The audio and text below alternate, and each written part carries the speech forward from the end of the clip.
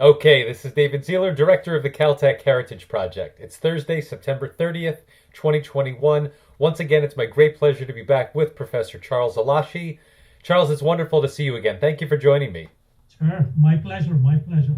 Charles, today what we're going to do is follow your personal narrative all the way back to Lebanon. First, I'd like to start with your parents. Tell me about them. Well, my parents, I grew up in a town called Rayak in Lebanon. And it was a small town, about like 1,000, maybe 1,200 people at that time when I was growing up. And the unique thing about this thing, and that's how it relates to my parents, is that that town was a hub for the railway in the Middle East. So there was the route or the railway from Beirut to Damascus, and the railway which goes to Aleppo, and the intersection was at that town. That's where all these railway. And there was, in addition to the station, there was a large facility, matter of fact, the only facility in that part of the Middle East to repair trains. And turned out my dad was director of that station. So he had there were like few hundred people, I'm guessing 200-300 people working. So it was the main industry, in that town. So my dad was director of it, and because the railway was built in the 1900 to 1910 by a French company, and during that time when I was growing up, it was still run by the French company. All the interactions and everything was, documentation was all done in French at that time. And then it turned out next to the railway station was the main airport, military airport in the Middle East, which was also had a lot of French presence, particularly between World War I and World War II, because that was a period when Lebanon was a French protectorate before Lebanon got its independence.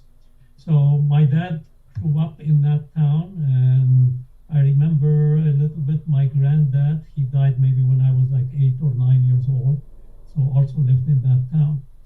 And the interesting part on my mother's side, she was from Damascus.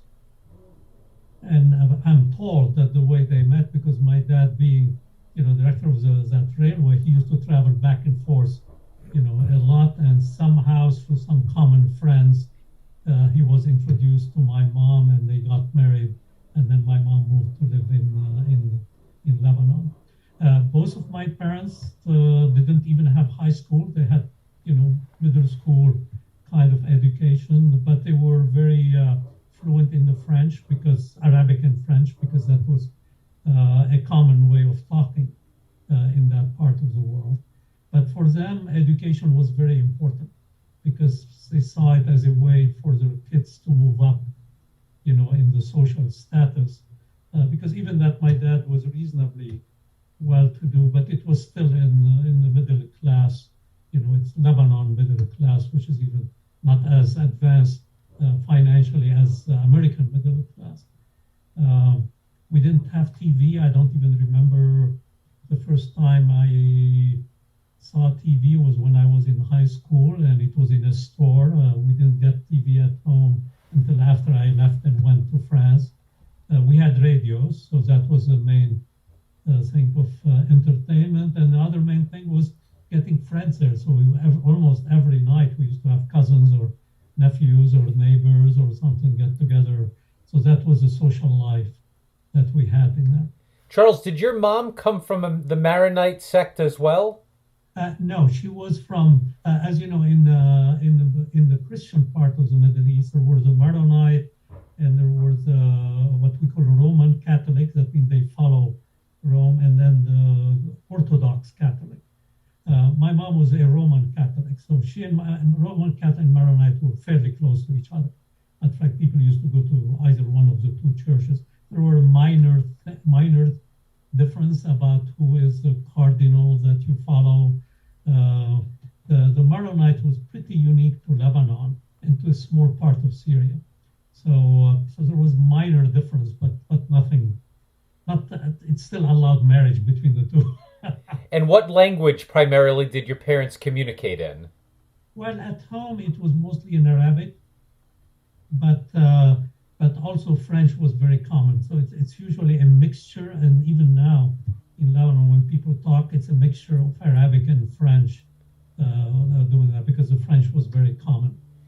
But clearly, when my dad was doing business or interacting with the people at work, that used to be in French. Now, did your mom have family still in Damascus? Would you go visit them when you were growing up? Yeah, matter of fact, that was the highlight of when I was for my summers when I was a kid. I mean, up until like 15, 16.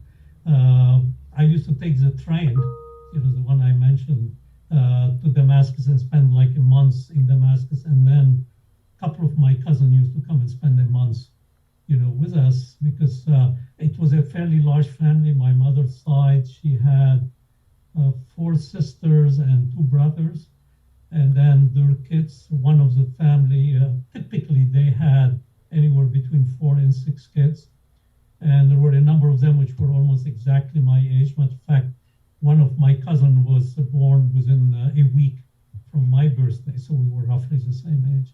So we used to socialize a lot together between my mother family in Damascus and our family in Lebanon. Charles, is your sense that with better opportunities, your parents would have received more education than they were able? Yeah, could be. I mean, you have to remember my dad grew up in the 1910, 1920s, and my mom in the 1920s, 1930s time frame. That's when they were in school, and education was common, but mostly in the elementary and middle school. And it was really a treat in that time of somebody going, finish high school and then go to college. At the time, not many people went to college in the 20s and the 30s, in there. But there were a lot of missionaries, which were there. Most of the school were a missionary school. I mean, there was no government requirement for education, so it was really mostly the families, wanting to educate their children. And a family which had somebody which have a college degree was a special kind of thing. So it's really not very different than in the U.S. in the late 1800s, early 1900s, where many people in the farming community outside the city, education was a big deal, and going to college is a big deal. Like my wife telling me that she was the first person in her family. She grew up in Walla Walla, Washington. That she was the first in her family to go and get a college, degree. So we were in Lebanon. People were maybe a couple of decades behind the evolution in the U.S. Did anyone in your family experience World War II directly? Well, clearly my parents, experienced that. Matter of fact, from what my mother told me, her uncles, 2 of her father brothers, actually died in World War One. Because they were the Turks. At that time, it was Turkey. It was part of the Ottoman Empire. So they were lining up all the young people and taking them, kind of drafted, to do that. So my grandfather, my mother's dad, and 2 of his brothers were drafted. And the 2 brothers were killed in southern Syria during the World War One, which was led, and it was common that my granddad actually took the families of his 2 brothers, they had young kids, and kind of merged them with his family. So he kind of took care of them. So my mother grew up with her cousins. My mother had, as I mentioned, 4 sisters and 2 brothers. So my grandfather must have had taking care of a huge family, taking care of his brothers' kids who passed away or were killed during that war. What were your parents' politics? What did they feel about the government of Beirut, for example? Well, typically at that time, people did not get involved. I mean, their approach to politics is leave us alone. People take care. So the government services were very, very limited, much less than in the U.S. I don't even remember, of any major function that the government has done in the day-to-day life, of people. And politics was there. I mean, there were elections when I was growing up. There were elections, and what you see here. There were campaigns, but the campaigns were mostly done in person because there was not much TV or radio, so there was no advertising, if you want, for them. So I remember, the people running for Congress used to come to the town, and there used to be meeting at the mayor of the town at his home, and they invited people and they talked about what they want to do. Yeah, it was some extent, I would say, a little bit feudal at that time. That means there were certain families which were well known, and it used to be people from those families who used to run, for election. But I don't recall, and it was helpful having connection, in those places. Things the government was not necessarily even-handed across the board. So if you have a cousin or a family or a friend who is member of parliament, you used to get, better connection if you wanted to get a passport or you wanted to get, something. So it was helpful knowing the politician, but it was very limited what they were doing. So families were pretty independent. I mean, there was no social security, no health insurance. Almost the majority of the school at that time were private schools run by missionaries. So the government played a fairly limited role, in those activities. I mean, they played the role of paving, the roads and things of that nature. And the local mayor had probably more influence than the congressman because they took care of getting some funding from the government and taking care of the local, sanitation, water, electricity, things of that nature. Charles, going even further back, what were your parents' feelings about the French influence on Lebanon, and even farther than back, the influence of the Ottomans? Well, clearly there was a lot, because most of them, whatever education they got was mostly in French schools. So there was a lot of attachment to the French, background and education. But the Ottoman, they had a mixed history in Lebanon in the sense of,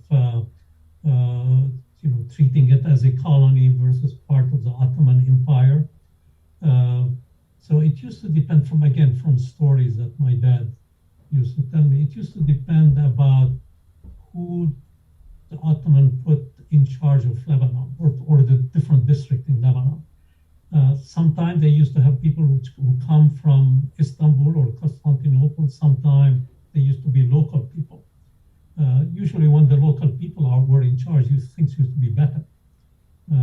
When it's somebody from far away, things were not as good. And there were a number of periods in the late 1800s and just around World War II, where there were a number of famines in the Middle East, similar to what happened in Ireland. So that was a period where there was a lot of immigration, going out of Lebanon. And that's why you see a lot of Lebanese all around the world. I mean, there is a large community in the US, a very large community in South America, particularly Brazil and Argentina, and in Western Africa. Because many of the Lebanese were traders. That was a kind of the special thing about Lebanon is there was a lot of, all the way going back to the Venetian time. Beirut was a hub of trading, with the whole Middle East. So it was between Beirut and Alexandria. These were the two main hubs in the Middle East for things coming from India and Asia and then going to Europe. So there is a very long tradition of traders, and that led to connections in many parts around the world. So when people were immigrating, they used to go to places that they were familiar with, where there was some trading which have happened at that time. So now I think it's true that there are more Lebanese outside of Lebanon than inside, of Lebanon, that's distributed all around the world. And a number of them did extremely well. A number of them looking in the U.S., Senator Mitchell was the head of the Senate. I think his mom was Lebanese. Yes. There were a number of people who rose in the military, very high in the military, like heads of NATO and so on over the years who were Lebanese. And there was one who became a space scientist like me. Charles, of course, you would have been too young to remember, but in 1948, with the creation of the State of Israel and the consequent refugee crisis of displaced Palestinians, how was your area where you grew up, your family even, how were they affected by these events? Well, as you said, I don't remember the event. I mean, I was 1 year old, at that time. Most of the immigration ended, I mean, the Palestinian ended going into southern Lebanon. So there were very few Palestinian in our hometown. We were kind of halfway up in Lebanon, so kind of in the middle of the country. So most of the refugees ended in southern Lebanon, which is next to the border, with Israel, and to some extent in Beirut, because that's where a lot of the work, where the people found jobs. So in our case, I mean, when I was growing up, I used to hear the news, but that was not an issue which affected us, personally, affected us. And when I was growing up, and I was particularly in the middle school, so that was in the late 50s, early 60s. There were a number of Jewish Lebanese who were also at the university. So there was a fairly good-sized Jewish community. Then after, I think, in the 67 war, but by then, that was the year, at that time I was in France. Then there were a number of Jewish families who left and went to Israel. So I did not see it firsthand. The only thing, vague memory I have, I think 1956 or 1958, where there was a war between Israel and Egypt, on the Suez Canal, and the French were involved. I remember seeing a number of airplanes taking off from the airport, which was in our town, and a couple of raids, vaguely remember them, but nothing serious, doing that. So that's the main memory I have about that part of the politics in the Middle East. Charles, did your father ever take you to his work? Did that plant a seed in terms of your interest in engineering? Oh yeah. No, that was a lot of fun. I loved doing that because the railway station was literally 5 minutes walk from our house.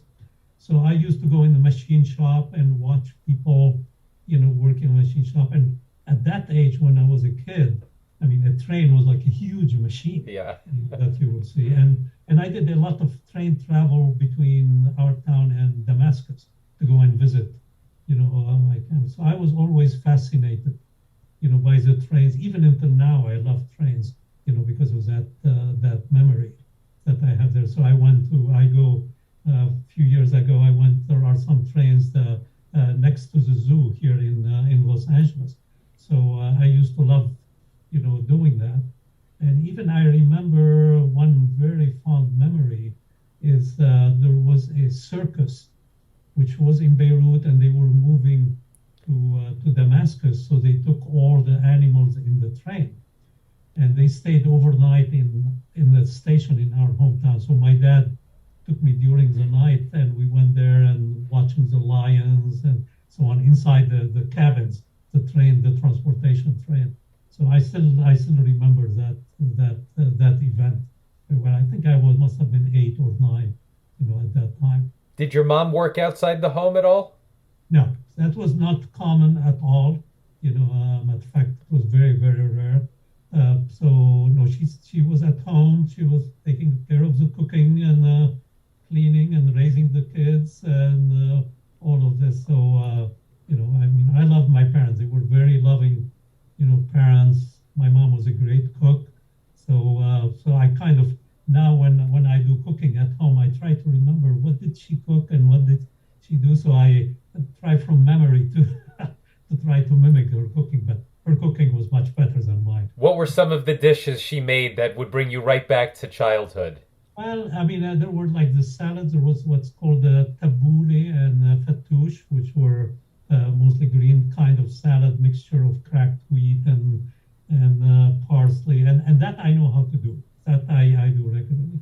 And other ones I remember, there was one dish which was kibbe, which was meat and cracked wheat, which was cooked, and of course shish kebab. That was very common, in the Middle East, I mean, particularly in our part of the town. Uh, the other thing that she used to do is falafel, which is still common now. So that was something that we used to do commonly. And the interesting part touching about cooking, in general, most of the shopping used to be done where farmers used to come into town and they had their donkey or their horse, and they used to have bags on it with different vegetables and fruits, and they used to come from home to home, and kind of my mom go out and decide what she wants and get them done. So my wife kiddingly says it's like today's Amazon. Instead of doing it online, they come to you instead of going to the market of doing that. So that was that's my memory. And the same thing. So there was one guy used to come with the vegetables, another guy used to come with the milk. That was all fresh. Acquired that same day and used to come around. So it's like the Altadena dairy, except delivered at home. And you get as much as you want. The only thing which she had to go to the town to do that was for meat, because it had to be kind of fresh. It was hard to bring it on the back of a donkey.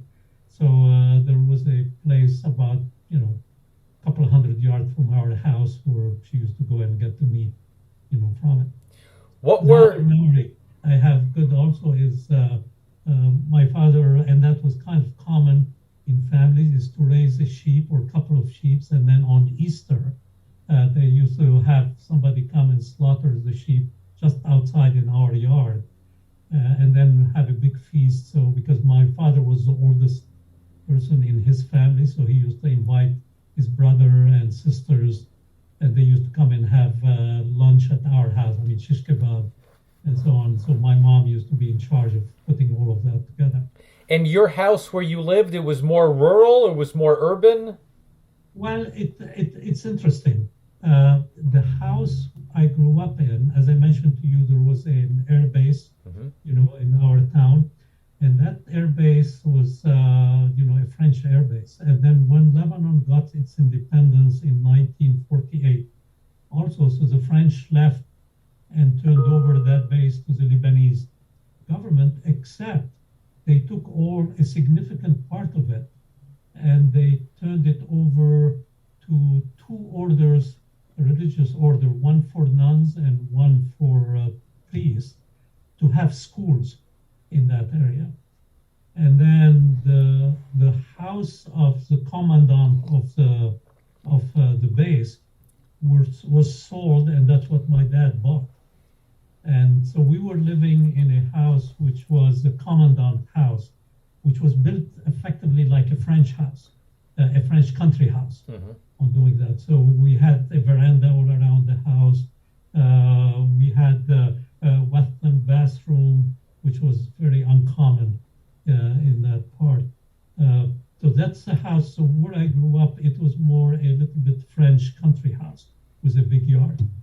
My grandparents, my father grew up, which was about, half a mile from our house in the middle of the town.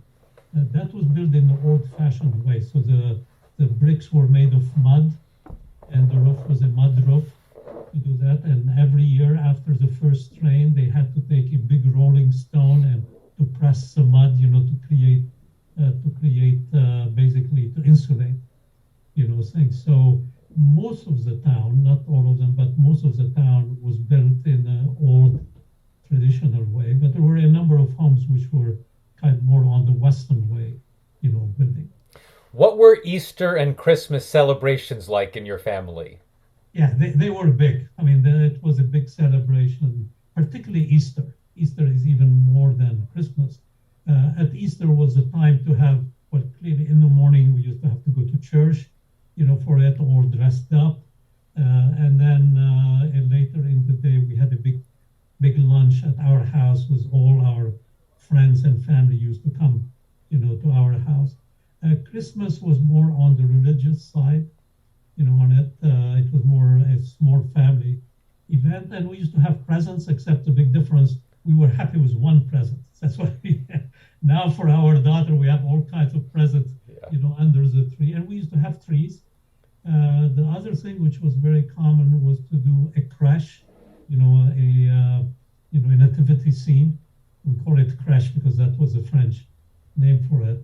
So my older brother used to be in charge of putting it together, to have paper painted like rocks and have little statues, and build the crash in our living room and have the little statue. And as we were getting older and fancier, then we start putting little trains, run by batteries. So we used to work on preparing for it like for 3-4 months ahead of time, and then we used to build it like about 2 weeks before Christmas, and then keep it through Christmas time. And most of the churches used to have a nativity scene also. So we used to help, because the nun school where I went in elementary school was literally next door to us. It was only like 20 yards from it, and there was a church there. So I used to go and help, and my brother used to go and help in putting together the nativity scene. I have to ask, was your Christmas tree a cedar tree or was it a pine tree like in the United States? Whatever we used to get. There are lots of small cedar trees, but the cedar trees are fairly rare at that time, because even that Lebanon in the long time ago used to be covered by cedar trees, but they were cut a lot during the Pharaoh's time, and the temple in Jerusalem was built by cedar trees because they were very, both the wood was very good, and it had a very fragrant smell. So particularly for temples, they used to use a lot of the cedar tree, and that led to a lot of cutting. So the leftover cedar trees, which are located in 3 or 4 locations, are pretty protected, now. What kind of school did you go to as a young boy? What kind of what? School. Oh, for my elementary school, I went to the nun school next to us because my parents knew the nuns very well, and they were very good friends with them. Even that it was mostly a girls' school, but for up to about 10 years old, they used to allow, few boys there. So the majority of the students were girls. In my class, I think in my class of like 20 students, we were like 2 or 3 boys, in that school. And it was very well done. It was all taught by the nuns. They were all very well educated, nuns, and we had the usual curriculum, typically in Lebanon, particularly at that time, that everything in the morning was in French. So we had French literature, math, French, European history was all taught in French. And everything in the afternoon was taught in Arabic, like Middle Eastern literature, Middle Eastern history, poetry was done in Arabic. So that's what was a dual kind of personnel. So since I was in elementary school, at the beginning of elementary school, we used to do both French, and Arabic. Then at, I think the last year of elementary school, we had to take a third language. So I picked English and started learning it. Then after the elementary school, I couldn't go to the girls' school. So my parents put both my older brother and me in a boarding school, which was about an hour drive from our hometown. It was just north of Beirut. It's a place called Junia, and it was run by an order of Lebanese priests, which was very similar to the Jesuits. They were called Apôtres, which is for the apostles.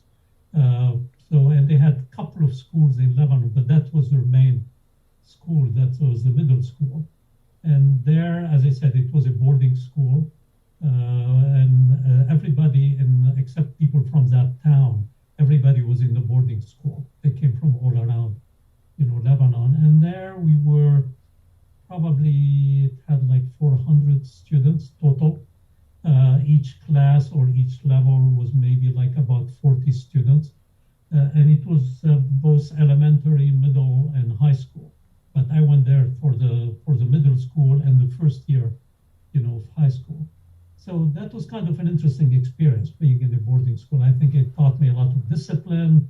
The priests were very strict, At 6 o'clock in the morning, the bell rings, everybody has to jump out of their bed, go wash their face or take a shower, and then we had to come and do our beds. And the priest in charge of the dorm used to come and check every student's bed that it's done very properly, almost like the military. And then immediately after that, we had to go to church, at the school. And I was one of the altar boys, with in the Middle East, you have all this incense and helping the priest, getting dressed and so on. So I said later in life that I have enough credit in heaven because I went to church every day, for 5 years, to church every day. And it was a usual routine in the boarding school. Then we go to breakfast. Then we had classes from about 8:30 to noon, and then a break at noon, for lunch and for play. And then from 1:30 to 4:30, again, back to classes, and then doing homework in the evening and dinner. So it was a very well regulated. And at that time, we used to go school 5.5 days a week. On Saturday, we used to have half a day, the morning of school. And Saturday afternoon was off. So they used to let us, when we were a little bit older, to go into the town, just for walks. And then on Sunday, regularly, they used to take us for an outing. So all of us, we used to go in the buses and go to different parts of Lebanon. So it was kind of a civic education, if you want, visiting different parts of Lebanon. So we went to where the cedars are, to Baalbek, where there are many Roman ruins, to southern Lebanon. So that was, and the nice thing about being in a boarding school is like when you are in college here, is you build a lot of relationship at a young age. So many of my present friends, even that they live in Lebanon now, but we communicate regularly, go back to my middle school, days. We stayed in communication with each other, and some of us went together to France at that time. And then the last thing in my education in Lebanon is the last 2 years. There was also a very good school not too far from us for high school. So I came back, I lived at home, and I used to take the bus every morning to go to my high school the last 2 years. It was in a town called Zierler, which was a much bigger town than our town. And it was about like a 15-minute or 20 minutes bus ride, to it. So that's where I did the last 2 years of high school. Charles, tell me about SPUTNIK, what that day was like for you, how this event registered, even as a small boy. For which event, sorry? SPUTNIK. Oh, SPUTNIK. Well, that was a very formative event, because one of the gifts I got for Christmas when I was a little kid was a portable radio. It was a Zenith radio, Zenith. I still remember it. It was about this big. I used to carry it everywhere with me, listening to news and listening to music on it. And I remember in 1957, I was 10 years old. I was sitting down listening to the news, and they start talking about this satellite called SPUTNIK, and they had a recording of the beep from SPUTNIK. So for me, I was amazed that, we can actually put something in space. So I still remember it until now, where I was sitting and listening to that beep, on SPUTNIK. Never thought that I would be involved in space program later in life. And then I remember about 3 months after that, because I was always curious about events around the world. I registered in a magazine that was issued by the American Embassy in Beirut, and it was called Life in the United States or something like that. And it was in English, but I knew both English and Arabic. They used to have it in both. And I used to be able to read English a little bit because of what I was taking at school. And I remember very clearly one day getting the magazine, I was looking through it, and it said the US has launched a satellite called Explorer from a place called the JPL in Pasadena. Had no idea where Pasadena is or where but I still remember it until now. I remember the column where it was, because I was fascinated by putting things in space, on doing that. So that brought both the combination of SPUTNIK and 3 months later reading about Explorer. satellite was is stuck in my memory very well, and the name JPL stuck in my memory, very well at that time. Charles, even as a 10-year-old, did you have a sense that Sputnik was part of this larger competition between these two giant countries, the United States and the Soviet Union? Yeah, no, because the whole thing of communism and capitalism, democracy was very much in the news Yeah. in Lebanon, Middle East. So yeah, it was. I mean, I was not as deeply in it until I got older, but I do remember that there was this competition between the communism and the U.S. and the whole issue of the Cold War. Because remember that was about 1958, the late 50s, early 60s. So that was at the heart of the Cold War, and the issue of nuclear events. And I mean, we didn't get the training like my wife tell me that she did here, where they had to do, if a nuclear war happened, you duck under. So that we didn't do any of that. But I was aware of it from my reading, because I used to be very curious. I used to read a lot of magazines, when I was a kid, of different kind of thing, political magazine and so on, because I was always curious about these events. So yeah, no, I was pretty aware, of those events. We had one of my uncle, immigrated to Argentina, and a number of people in our hometown, they had family which immigrated to the United States. So I don't recall anybody immigrating to Russia. So we were more of the capitalist kind of inclination. So yeah, I was very much aware of those things. And when I was a kid, in addition to science, I used to love history and geography. So I used to do a lot of reading. Matter of fact, one of the things I remember is I got fascinated by stamps. So I collected stamps. So it used to be I used to get like every week my dad used to give me a quarter, which was big money at that time.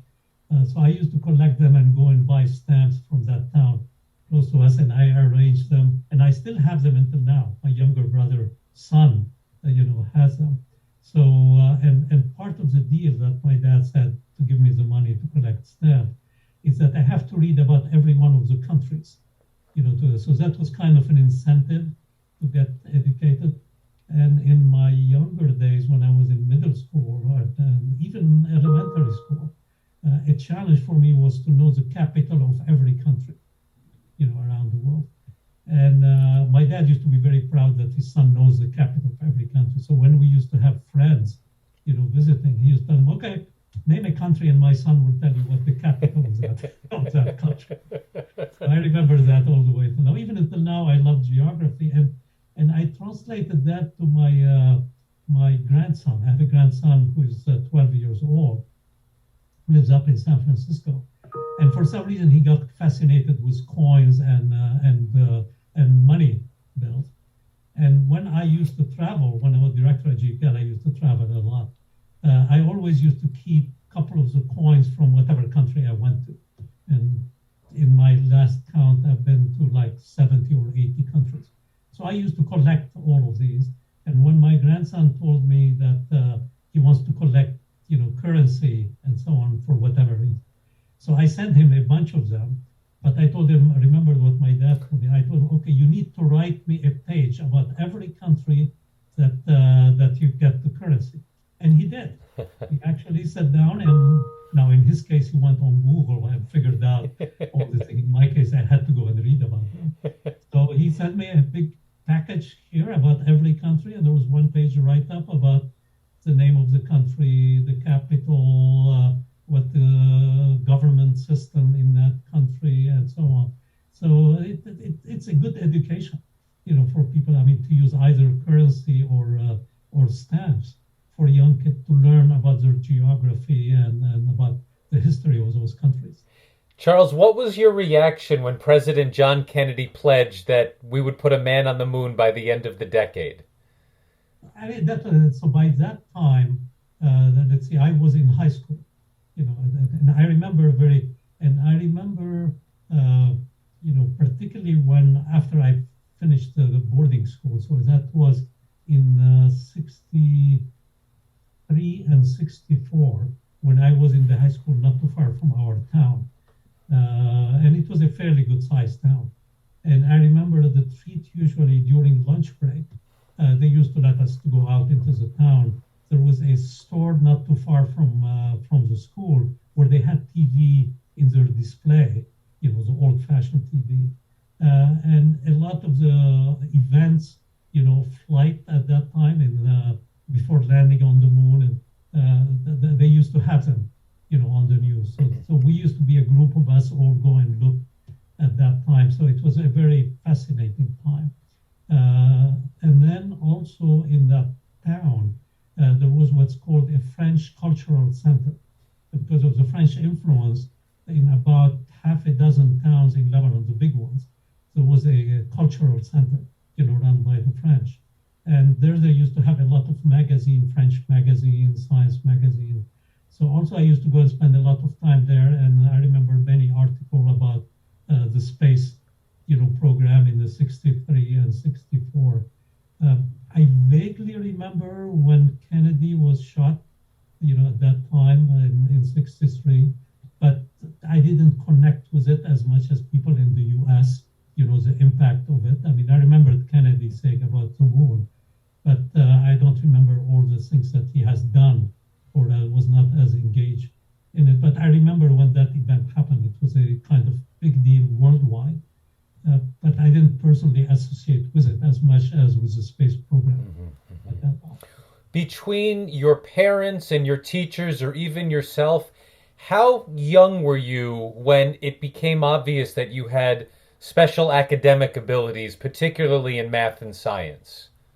Well, I would say it was a little bit in the elementary school because, all the other girls used to come to me to help them with the little math problems that we were doing. So I must have been good because I remember. So that was kind of, maybe I was too young, but it was fun to help the girls in what I was doing. Then in the middle school, we had a really great science and math teacher. And that, I think, the time I would say second or year in middle school, I started appreciating that I find it a lot of fun, working on my math and science homework. And I remember during the summers, I used to be back at home during the summers. I used to spend my time reading the books that my older brother had. He was like 3 levels ahead of me. So when I was in middle school, he was in high school. So the big fun I used to have is to look at his science and math books. And there in Lebanon, they used to give us things to do during the summer, like a homework, if you want, that we had to do. And my brother had the same. And I used to challenge myself to see if I can do my brother's, homework or his map. So it kind of started learning algebra about 2 years before I was taking, algebra. So somehow I got passion toward it, and my mother used to encourage us, doing it because she was at home more than my father. So she used to make sure that we sit down, do our homework, spend the time doing the homework, and there was time for play and time, for doing and reading, the homework. So I would say around middle school, I really started seeing that I really loved, the science, math and science, and history and geography. These were my favorite things. I was not good at literature. That used to be my challenging job, is doing, my homework, for literature, particularly the Arabic language is pretty challenging. I mean, it's very poetic, but it was very challenging to do the grammar, in that one. So that used to be one of my big challenge. Then I think I particularly blossomed when I got in the last 2 years at high school. I was clearly at the top of my class, in the town next to us. And then there was national exam in Lebanon to graduate from the last 2 years of high school. The year before the last year, there was a national exam. And the last year, there was a national exam. And you could not move from one year to the next unless you passed that national exam. So if the year before the end of high school, we called it premiere, for first. If you don't pass the national exam, you have to stay in that class the following year. until you pass the national exam. So in both the last 2 years, I scored the top in Lebanon. That was a big deal both at my high school and at my hometown. That I was the first. I got a perfect score in math and science on the thing. The school used to show off. They had it in their brochures that with pictures that this is, our student. One of our students was the top in Lebanon. Matter of fact, I still have that brochure with me now. It's sitting in our basement, which is a picture of all the people who passed the exam and graduated. And at the top is the person, was my picture that I was the first, the top scorer in the whole country. And in a sense, that's what had a big impact because the Minister of Education in Lebanon, just the year where I was doing the final exam, issued that whoever get the top score will get a fellowship to go and study in France, for engineering. So because I was the first, I got that scholarship, so I had the choice to go anywhere in France that I wanted to get my engineering or science degree. So that's kind of impacted my life. And the other part is, again, I remember my dad was so proud. I think he told everybody in town that his son was the first, graduated first from high school. Before we move on to France, your love of Hollywood, did that develop during your time in Lebanon? Was there a local movie theater where you could go and see Hollywood pictures? Yeah, absolutely. And my learning the English, because it turned out there was only one movie theater in our hometown. As I said, it's a small hometown. And the movie theater was also very close to our house. I mean, literally at the entrance to our yard, immediately next to it, there was the main street of the town. And the movie theater was there. It didn't have a name, but it was a movie theater. And the owner of the movie theater was best friend with my dad. So he used to allow me to go in for free. So I took advantage of it. So every weekend, and they used to change the movie every week. It was a different movie. Sometimes it's Arabic movie, sometimes it's Western movies. So I used to go every weekend. I had this slot on Saturday evening, late afternoon, early evening to go and see the movies. And that's where I fell in love with all the Western American movies, John Wayne or the Pirates, Errol Flynn. So that was my introduction, personalized introduction to Hollywood and the US. And it was great for my English because they were all subtitled in Arabic. I mean, the movies were in. So I used to listen and read the subtitles. So that kind of connected me to improve my English on doing that. And every once in a while, the nuns used to take, all the students, the young students, to proper movies. That means movies where there was not lots of kissing and so on, because we were all 8, 9 years old. And the rule was, if you see people they are going to kiss, we have to put our hands on our eyes. So we remember that kind of funny thing. There was nothing more than just kissing. Of course. Otherwise, they wouldn't take us there, and they wouldn't have the movies in that area. So yeah, I had a very fond memories of all these movies, and I did the same when I went to France after. And even in the boarding school, they used to have once a week. They used to take the kids to that was a bigger town, to one of the movie theaters, in there to watch different movies. And the most common, as I said, were Egyptian movies because it was the biggest production of movies in the Middle East, or French movies, or American movies. And most of the American movies I watched were mostly cowboy, Western kind of thing, which really reflected, in a sense, about the spirit of the United States, particularly the Western part, of the United States. Did you feel conflicted at all about leaving home? Well, not conflicted, but it was a big challenge. So first, when I went to boarding school, the beginning of it was tough. Even that it was only an hour drive, it seemed like the end of the world for a little kid, doing that. So I remember, but what helped was that my older brother was also in the same boarding school. He was a few years, ahead of me.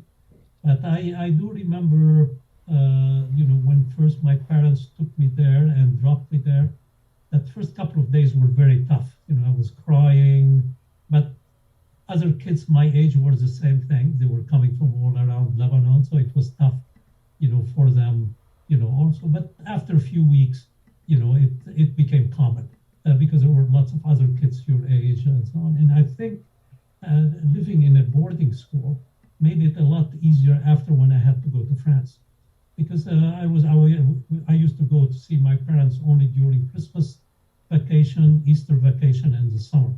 So it was not like I was going every.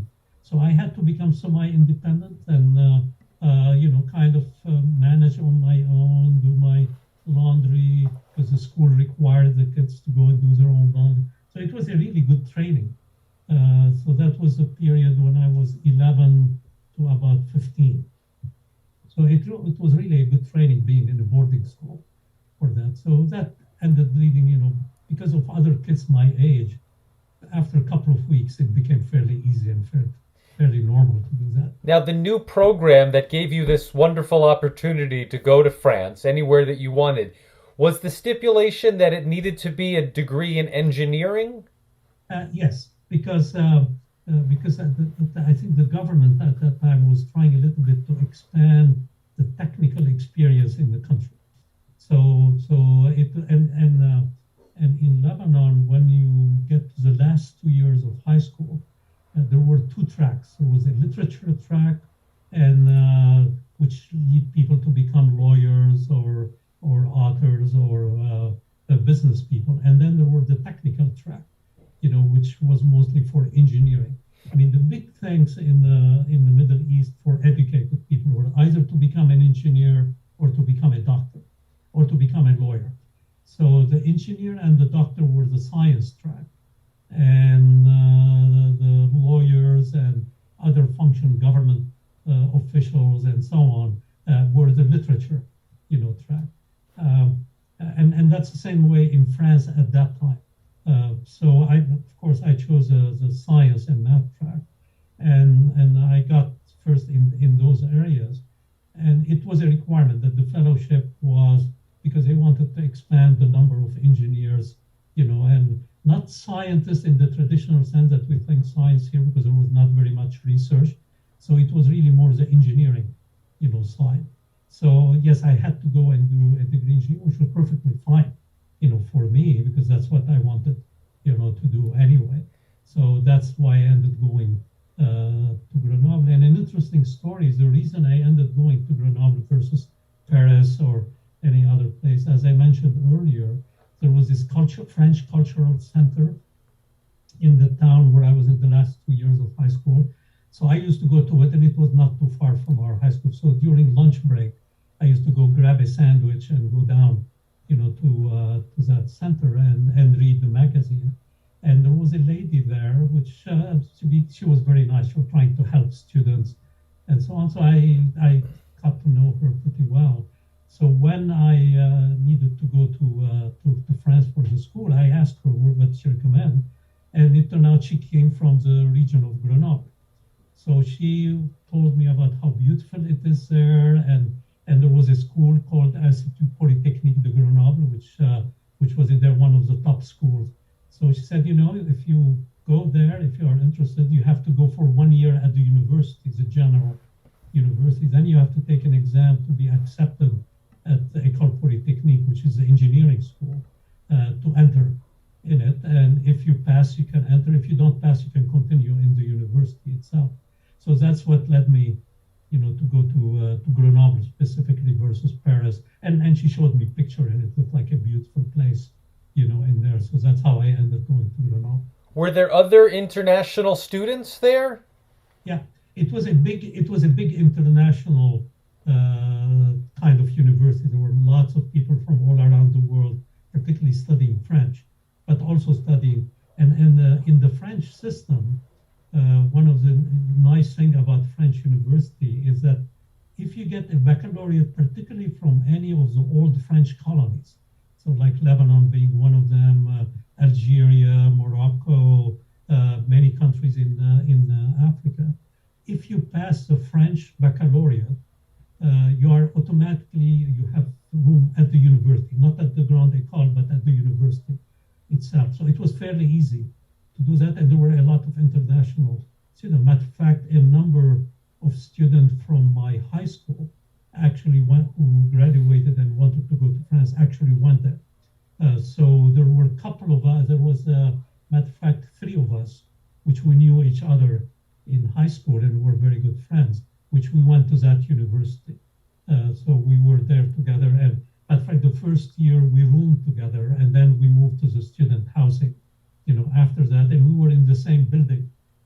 So we kind of socialized together a fair amount from there. And then we ended meeting a number of French students and American students and so on when we were in Grenoble. Relative to your classmates, how well prepared did you feel you were coming from Lebanon? We were pretty well prepared, I would say. Both the language was fairly easy for us because that was fairly normal, to speak in French and to refresh. So that was not a challenge at all. The technical stuff, it was challenging for a number of the students, but for me, even in the first year I was in Grenoble at the university, I scored the top in both math, physics, and chemistry, the top of the class. So I was pretty well prepared. And that helped me when I took then the exam to enter the engineering school, the Grand École.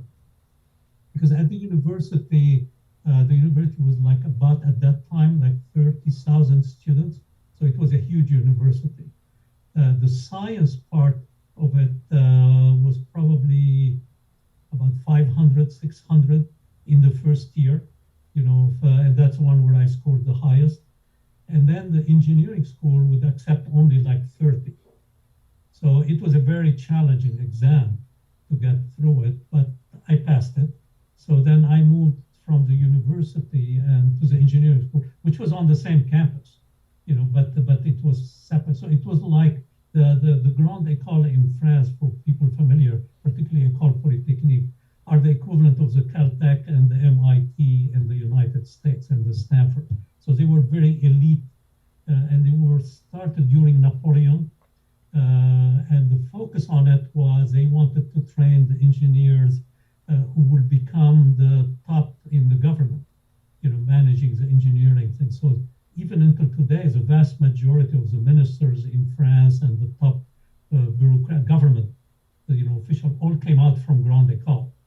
Either the engineering Grand École, or there are some for administration and economics Grand École. So the vast majority, overwhelming majority. So being in the Grand École is somewhat an elitist thing, and it gives you a big advantage later in career, in doing that. So all the French presidents came out of the administrative Grand École, in France. Did you go back home during the summers? Not every year. So after the first year, I went back home because my dad passed away while I was in my first year, in France. So I wanted to go back to see my mom then was by herself, and I had a younger brother and younger sister who were still at home. So my older brother came and spent 1 year also in France for the end of his education. He came also to Grenoble because I was there. So we both went back home, and my brother stayed in Lebanon, and I came back. And then after that, for the following 2 summers, because the Grand École was 3 years, for the following 2 summers, I actually ended working. I was required to work in France, at the university, or at the companies. That was part of the arrangement for the Grand École. So I did not go back until I graduated from Grenoble before I came to the US. So I spent those 2, so in one row, 3 years all in France. Besides doing so well in the classes, what did you love the most in your curriculum? In the broader curriculum, it happened when I got to France. So that was 1964. 4 years after that, 1968, the Winter Olympic was in Grenoble. So that was a big deal, as you could imagine. It's a big deal now. It used to be even a bigger deal, at that time. So there was a lot of kind of development, like ice skating rinks, skiing. So that was it was popular in Grenoble because it was next in the Alps Mountains. So I started learning that. That was my side hobby. So I learned ice skating. The main ice skating ring, the Olympic one, was on the campus, itself. It was a very big. It was a brand new campus.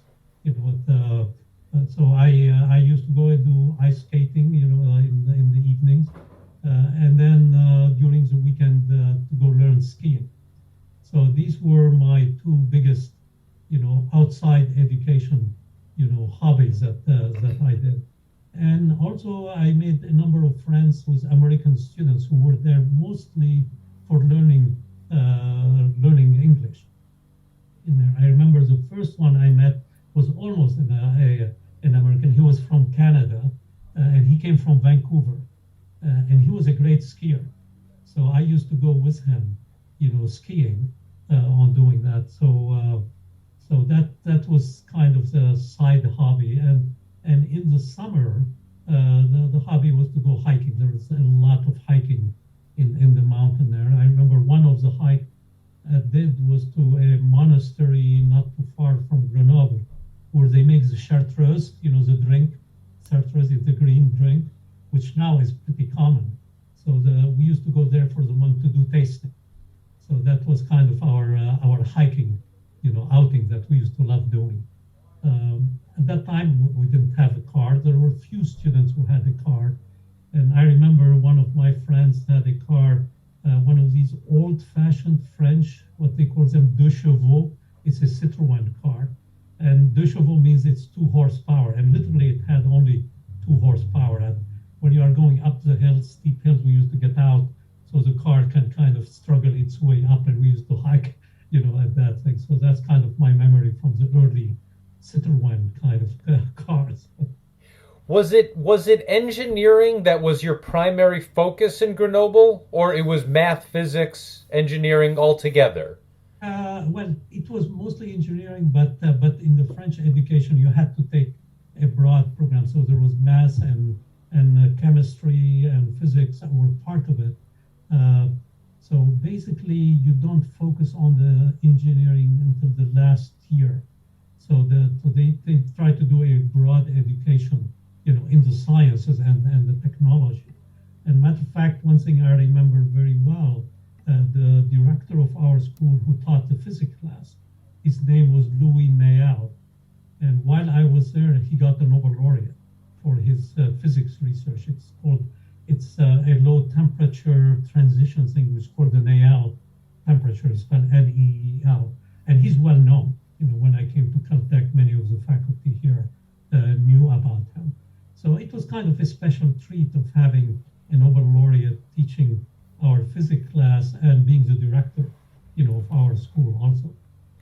Did the student protests that shook Paris in 1968 and so many other places in the world, did they arrive in Grenoble? Well, the 1968 is very historic in France. I mean, even now, as soon as I mentioned I graduated in 1968, they say, oh, yeah, that's when the student revolt was there. And yes, it was not as, in Paris, it was really a big deal. I mean, they were pulling rocks from the old roads, the pavers and barricades. It was not that much in Grenoble, but there was a fair amount of protest, at that time. And because of that, we actually did not have a graduation ceremony because the protest happened in the May 1968. So we finished our classes, we finished the school, and then they mailed us our graduation certificate. So we didn't have the commencement event that normally they would do. So yeah, it was a big deal, in France at that time. And I remember it very well. As a matter of fact, an interesting thing, fast forward, when I was the director of JPL, I used to deal a lot with the French Space Agency. And one day I was talking with the head of the French Space Agency, and somehow I mentioned I graduated from Grenoble in 68. They said, yeah, I graduated from Paris, from École Polytechnique in Paris in 1968. So that kind of built a little bit of a connection. What about a year earlier with the 6-Day War? Was your family in Lebanon affected by that? Not very much. I mean, I was in France, at that time, and we heard about it. At that time, we had TV, and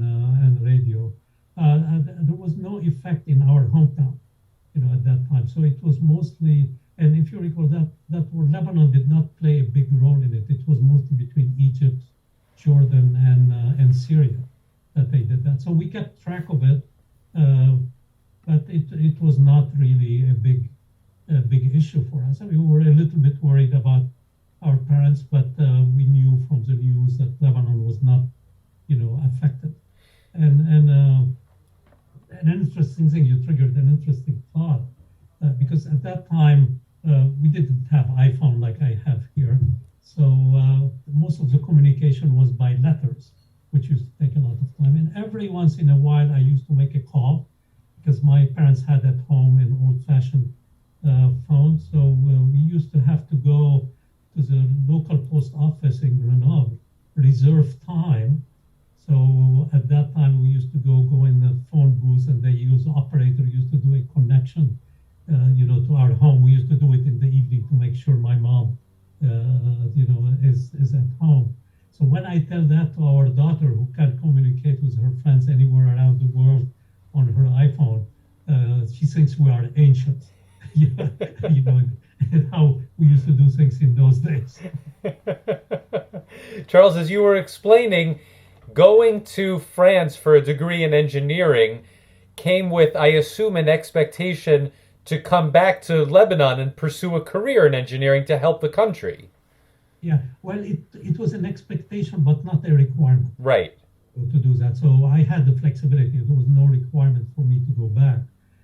And, in Lebanon, there is the philosophy, in France, to some extent, there is the philosophy that educated people, even if they don't come back, that's a big asset for the country. Matter of fact, one day after, when I was here in the U.S. and I was dealing, with the French, there was a French ambassador, when I got the award of the Légion d'honneur, Chevalier de la Légion d'honneur. So I kind of asked the ambassador, the French ambassador in the U.S., why do you educate people in France for free? Because we paid, literally, I remember I paid 10 French francs for the annual tuition. And it was really for registration. The tuition was free, even that I was not a French citizen. And all the foreign nationals paid nothing, at that time, except registration, 10 francs. And his answer was very simple. He said, we want people to be educated in France and like France, because wherever they are in the world, if they are educated, they are going to become senior people in their company. And when they want to import things, guess what they would think? Yeah. They would think about French companies.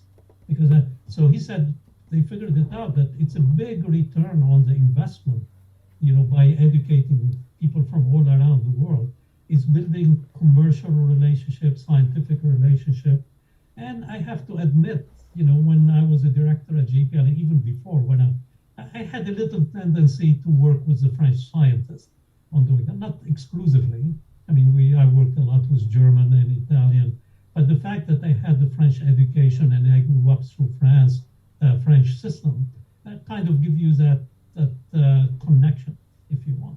So it pays off. So and the same thinking is in Lebanon. If Lebanese immigrate, they are educated and so on, they will keep connection with Lebanon. Matter of fact, one of the biggest income in Lebanon is people from who are outside of Lebanon sending funding to their families or do trading with Lebanon and so on. So they had that broader philosophy, of doing that.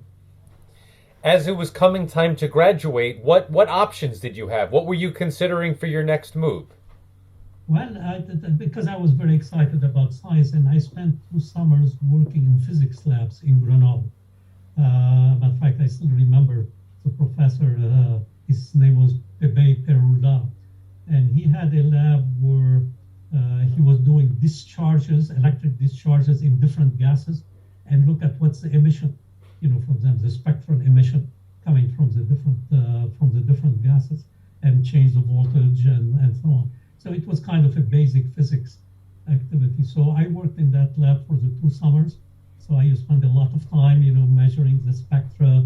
So I kind of got fascinated, for doing a PhD, in that field, which was more, it was not really engineering, it was more a physics kind of area. But because of the broad education that we had, that was equally good. So I was planning to get continue for a PhD, and he told me he would be glad to have me in his lab and do my PhD in that area. But then during the last year, about it was late summer, last summer before my last year in France, I was with a friend of mine in the student cafeteria, and these two girls come and sit next to us, and it turned out that they were Americans studying studying French in Rome, and they wanted to chat, in French. So we started chatting, and they were really two nice girls. One of them, she came from Illinois. And then one of the days, we started having lunch together regularly. One of them asked me, well, what are you planning to do when you finish? So I told her I'm planning to get a PhD in Rome. She said, why don't you go to the US? Because we used to go together to see the movies, and she knew that I love, Western movies. She said, why don't you come to the US for it? So I said, well, I'm not familiar with the education system in the US and how you apply and so on. So he said, well, my dad works in the office of the Dean of Admission at University of Illinois. I'll have him send you some information. So when she left at the end of summer, I thought I'll never hear from her. Well, a couple of weeks later, I get this big envelope, from her dad with a bunch of applications for the different schools, because I told her what I'm interested in. And explaining that I have to fill these forms, I have to take, an English exam, in France as part of that thing. So I said, heck, there's nothing to lose. I'll sit down and apply. So I applied MIT, Stanford, Caltech, University of Illinois, Ohio State, because they had a lot of work related to telecommunication, which was the area I was. And then a few months later, I kept getting this letter of acceptance. So because also in the École Polytechnique, I was the top of the class. I was scoring the highest, at the school. So I kept getting all these admittance, some of them with fellowship. And so I started looking more seriously, at these places. MIT, I had heard about. Stanford, I've heard about, because they are usually, you hear about those schools. But I haven't heard much about Caltech. So I thought, well, let me figure out where in the heck is Caltech. So I knew it was Pasadena because of the address. So I looked at the map. It was a tourist map. And it had California, Los Angeles, and it had the small letters, Pasadena, with a little rose bowl. And then above it had in big letter, Hollywood, in there, I guess, to attract the tourists. I said, wow, if I go to Caltech, I can go to see all these movie stars that I remember. I had no idea how big Los Angeles is. I thought it's maybe like a Grenoble, which is about a couple 100,000 people. So I went to one of my teachers, faculty member. I told him, do you know this place, Caltech? He said, oh yeah, I know. It's very well famous. It's a great school. And matter of fact, he told me, I know one of the professors, which is exactly in the field you are interested in. Because it happened when that French professor did a postdoc at Harvard, and he roommated with another postdoc called Charlie Pappas. And that American postdoc ended becoming a faculty at Caltech, a professor in applied physics at Caltech, in exactly the field of electromagnetic wave, electromagnetic theory. He said, Pappas is a great guy. I'm sure he would love to have you, in his group. So that's how I decided that at Caltech. And one factor was a professor knowing a professor here at Caltech. The other factor, Caltech was generous enough to give me a graduate fellowship here, because otherwise there was no way I could have afforded, coming to the U.S. So that's basically the two factors which led me to Caltech, and I'm glad I did that. So it was the Hollywood, knowing a professor here, and the fellowship. And it was probably the best decision I made in my life, is coming to Caltech. Charles, when you accepted the offer to come to Caltech, at some basic level, did you realize that meant that you would not be returning to Lebanon? It's hard to tell. In actuality, I was thinking, because at that time I didn't know the connection between JPL and Caltech. So I kept track of JPL. I mean, on the news when I was in France, I kept track of all what's happening in the space program, watching the TV and the news. So I knew a lot about JPL. and NASA, in general. But I didn't know much about Caltech. So part of my thinking, I really didn't have this long-term plan, to be honest with you. I was thinking, gee, I'll come get my PhD and most likely I'll go back to France, and work in France, because in Lebanon there was not many opportunities for research. And by that time, I was kind of becoming more inclined towards the research versus the traditional engineering, working in an engineering company. So I was thinking more of going back to France after that. And then I came to Caltech, and shortly after that, I found out that JPL is next door, about a few miles away, and that Caltech actually manages JPL for NASA. So I said, wow, look at what coincidence, these things happen. So the second year, I applied for the summer job at JPL, and I was accepted. And what was Charles, what was your home department at Caltech? In the electrical engineering at Caltech. So that's where it's in the steel building at that time. So that's where my office was, and that's where Charlie Pappas. And for memory, considering you are doing the history, I remember when I came, some of my first classes was, in addition to Charlie Pappas, which is electromagnetic theory, there was a professor by the name of Roy Poole, who was doing plasma. There was a professor, Nick George, who was doing optics. There was Amnon Yariv, which was doing basically lasers, and Carver Mead, which was doing, early days of integrated, optics. So these are the classes over 2 years. I took a lot of those classes. And then there was Professor Kagi, which was giving the math class. So I took his class. And then there was Professor Korngold, who also gave a math class. So these are the ones I remember very well, at that time, that I took all of these classes over for master degree and then first year, of PhD. But then most of my work was with Charlie Pappas, for doing my PhD. What about the physics program? Did you take any classes in physics? No, not in the physics department. But these classes that I mentioned were heavy in applied physics. Matter of fact, the electrical engineering was effectively called electrical engineering and applied physics. That was that thing. And the building had a lot of applied physics. So, and many of the courses were common. So I did not, I knew, about the different faculty in physics, like Feynman class, but I did not take, that class. So I was more in the applied physics engineering kind of classes. What was your thesis research on? So I decided very quickly after this summer degree, after the master degree, is to work on wave propagation in space and time periodic media. So that's what it is. It's a medium which has a dielectric constant, but the dielectric changes as function of space, but also as function of time. So it's like you send an electromagnetic wave in a medium which has an acoustic wave. And how do these interact with each other? So it was purely a theoretical, thesis. I don't think I did anything in the lab, at Caltech. I did some at JPL, but not at Caltech. So it was all theoretical, and I loved that, because I like theory, electromagnetic waves. There was lots of integrals that I had to figure out, and in those days I had to go to the library, to go in the American library and dig out all these math books, about all these different integral.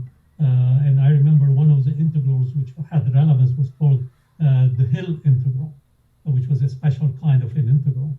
So I learned a lot about integral differential equations and so on, and I was pretty comfortable with that. One of the things that benefited coming from a French background is the French, they put a lot of emphasis on theory and math and so on. So I did not have any big issue when I came to Caltech on doing good in my classes. It was a challenge about speaking English. I could read English very well and write it, but speaking it took some while, to really get more articulate. Matter of fact, my wife kind of joked me. She said, "I think your French is better than your English even now," with my grammar. So that what was my thesis about, and that had a big impact how I ended in the field I ended at JPL. But that's when we get to the time when I went to JPL. The other thing I remember about Caltech is it's really how friendly it was. Matter of fact, when I came here, or when I was accepted, I got a letter from the international office at Caltech saying, we know you are coming from France and we have a number of international students.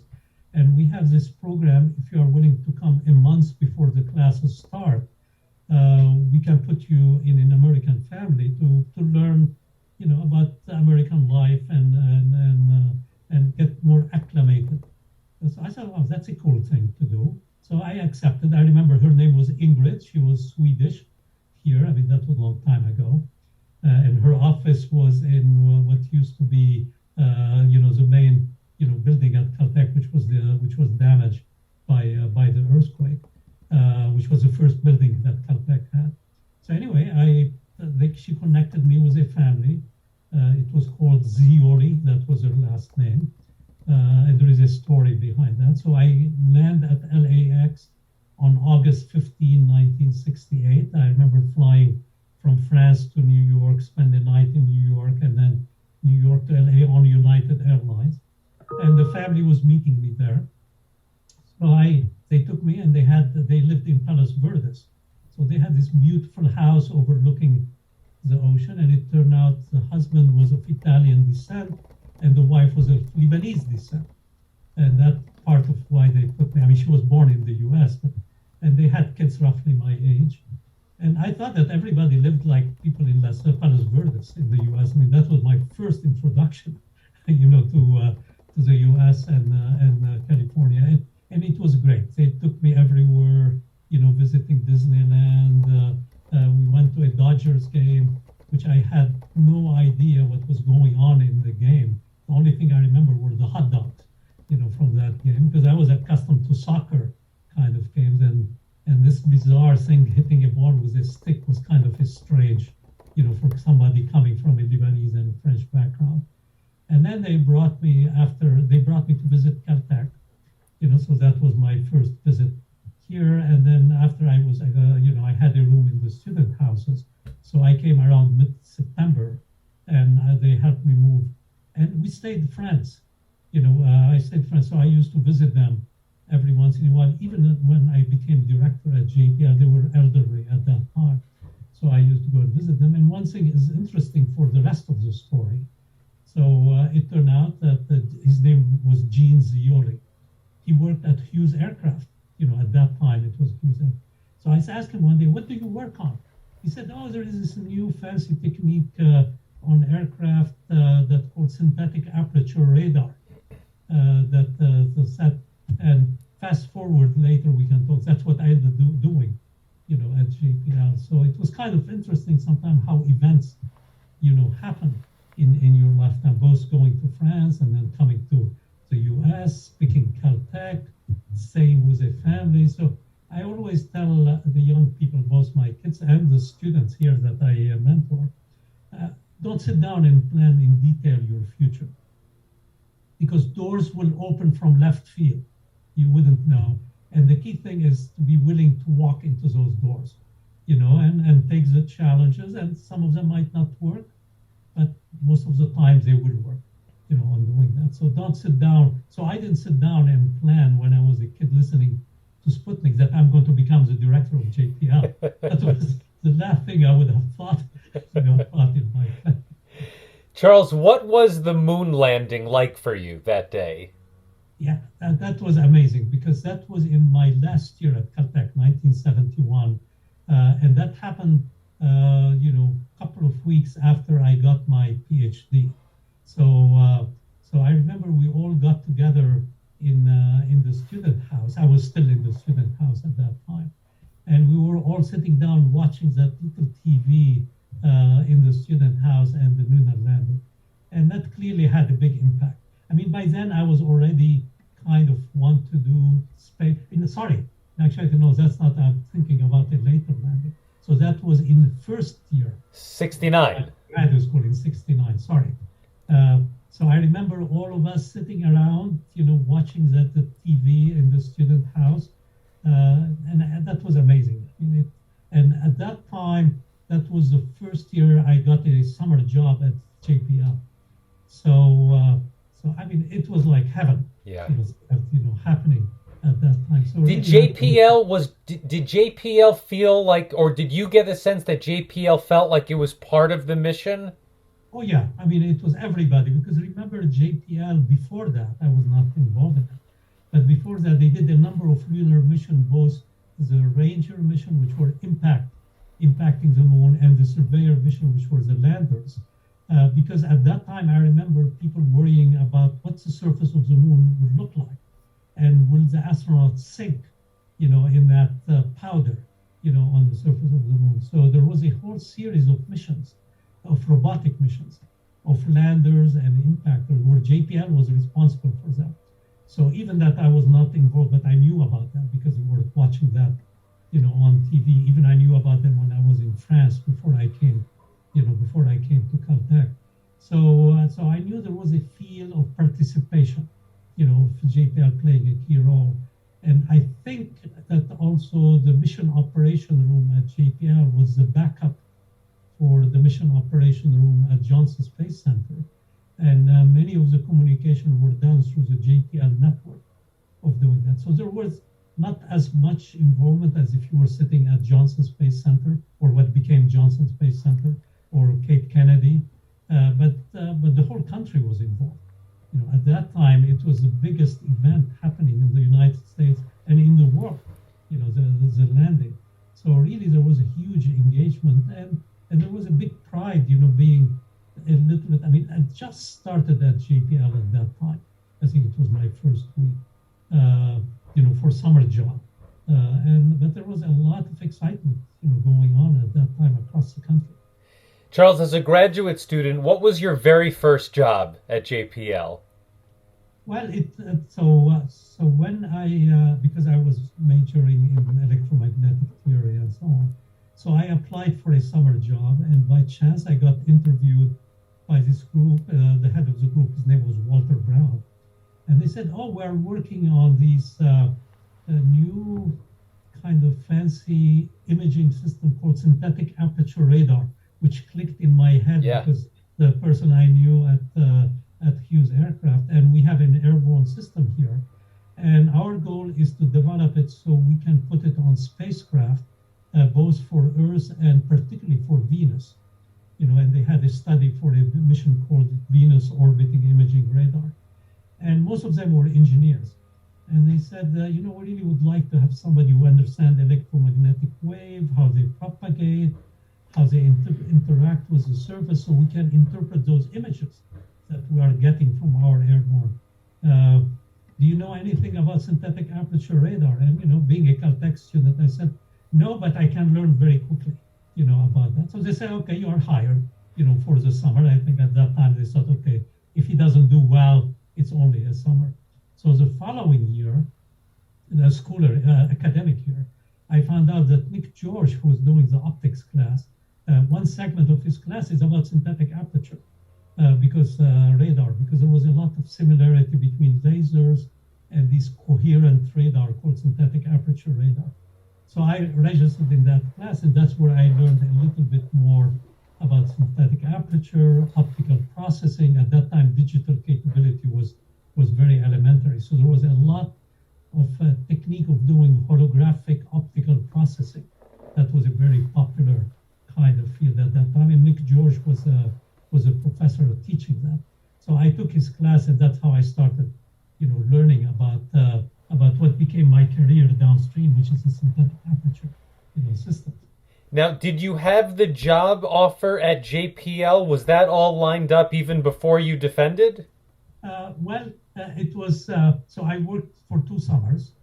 So I got to know the people, at JPL pretty well. So when I was getting to finishing my PhD, and I must have impressed the people at JPL. So Walter Brown said, hey, would you like to have a job here? We're planning this mission to go to Venus. It was in a very, very early stage. It was just a study. Would you like to have a job here? And I said, sure.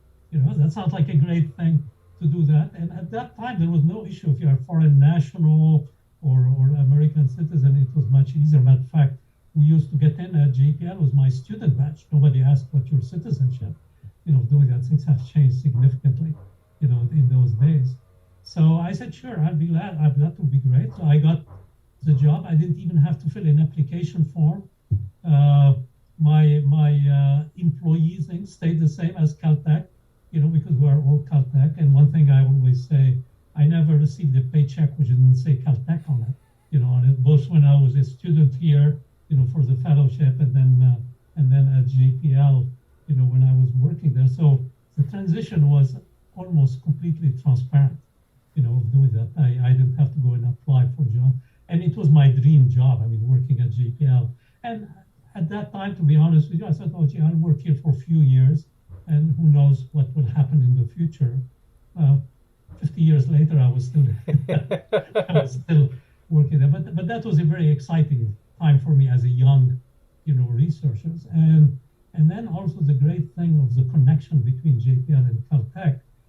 My advisor here said, I would like you to write a number of papers about and continue some research about the field that I was working in. So would you like to be also a research fellow, on the campus? So I was both a research fellow on campus and also working at JPL.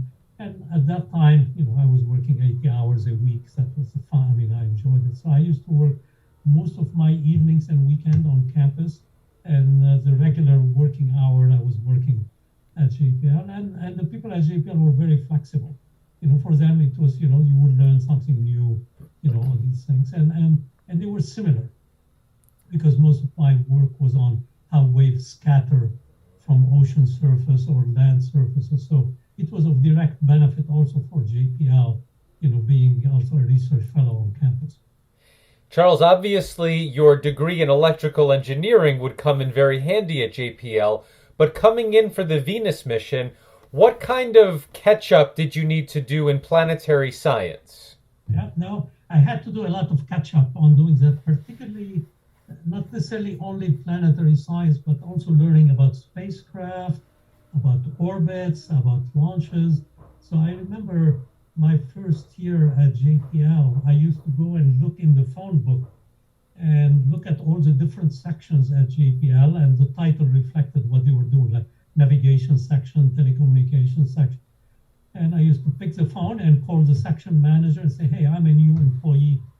Can I talk with you or some of your people to tell me about, and I'm involved in a study about the Venus mission. And they were, I don't recall ever any one of them saying no. They said, oh, sure, come over.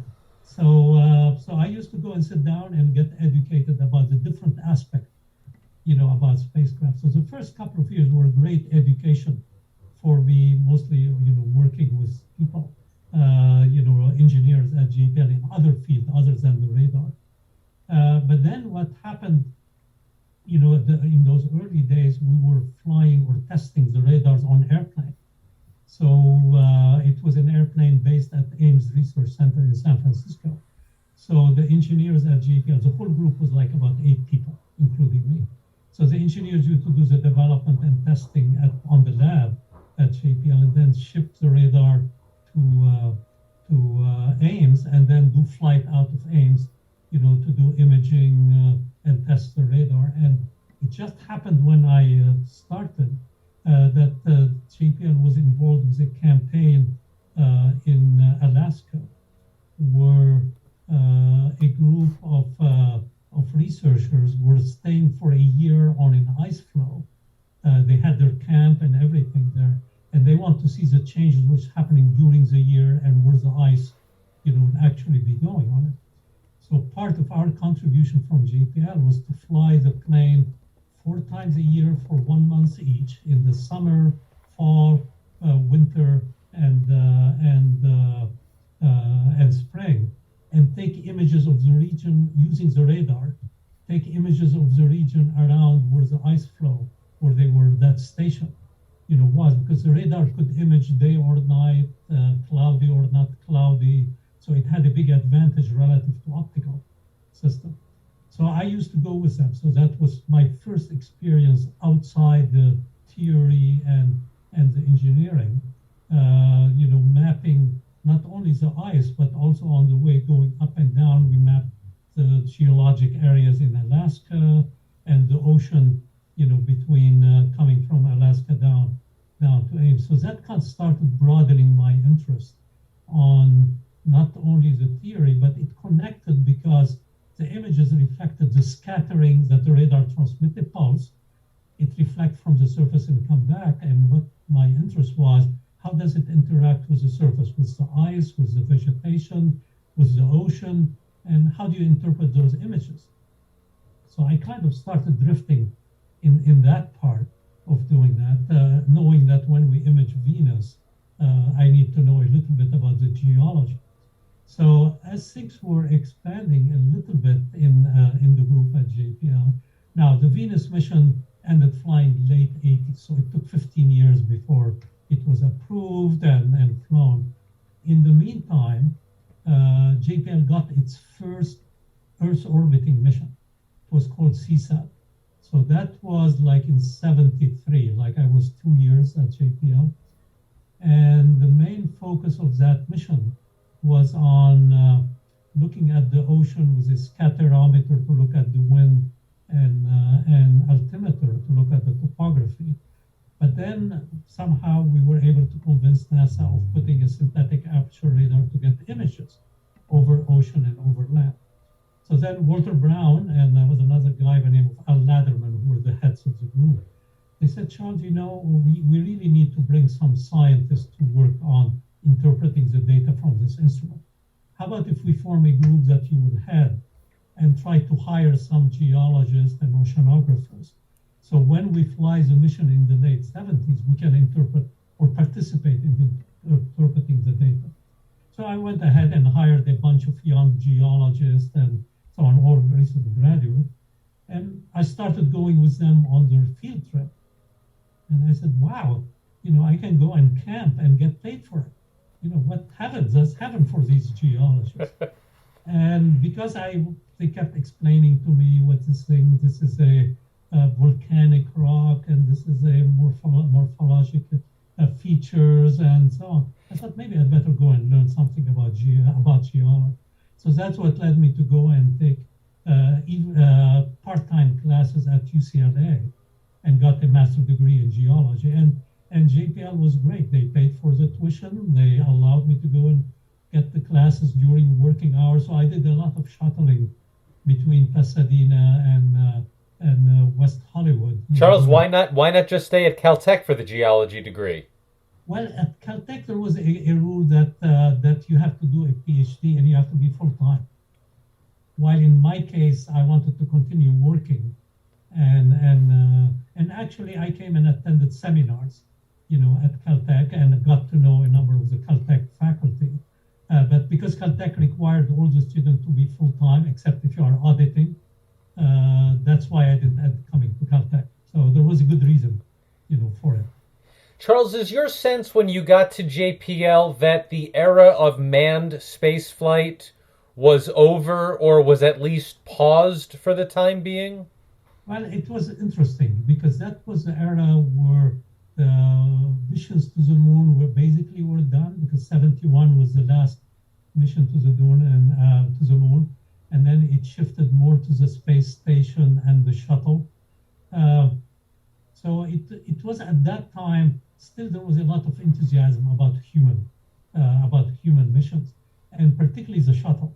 That was so it was sold as basically it's going to be routine flying up and down to Earth's orbit and building a space station, which could be stepping stone of doing things in space.